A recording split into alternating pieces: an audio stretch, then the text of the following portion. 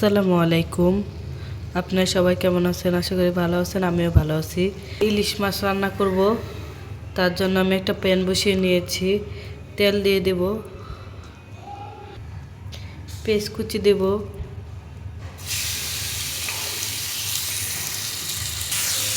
পেঁয়াজগুলো ভালো করে ভেজে নেব।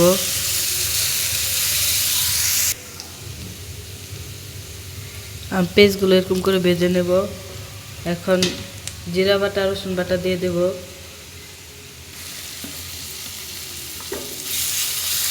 ভালো একটু ভেজে নেব। 1 মিনিটের মতো ভেজে নিয়েছি। এখন পানি দিয়ে দেব।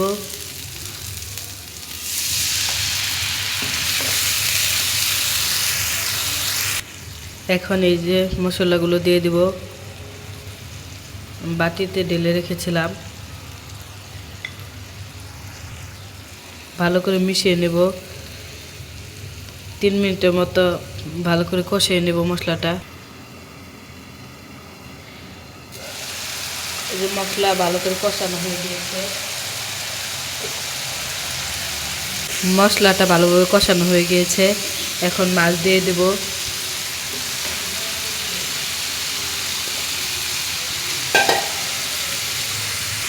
5 মিনিটের মতো মাছটা কষিয়ে নেব। 5 মিনিটের মতো কষিয়ে নিয়েছে। এখন পানি দিয়ে দেব।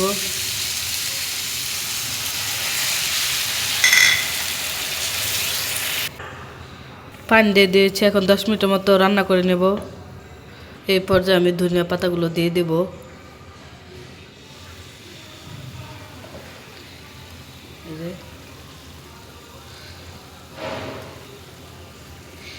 এই যে তরকারি হয়ে গিয়েছে, এখন নামিয়ে নেব। আর রান্না করব না। এই যে আমার তরকারি কালার এরকম এসেছে। যাদের কাছে আমার ভিডিও ভালো লাগে তারা আমার পাশে থাকবেন এবং সাবস্ক্রাইব করবেন। আশা করি সবাই ভালো থাকুক। সবার জন্য দোয়া কামনা করি। আল্লাহ হাফেজ।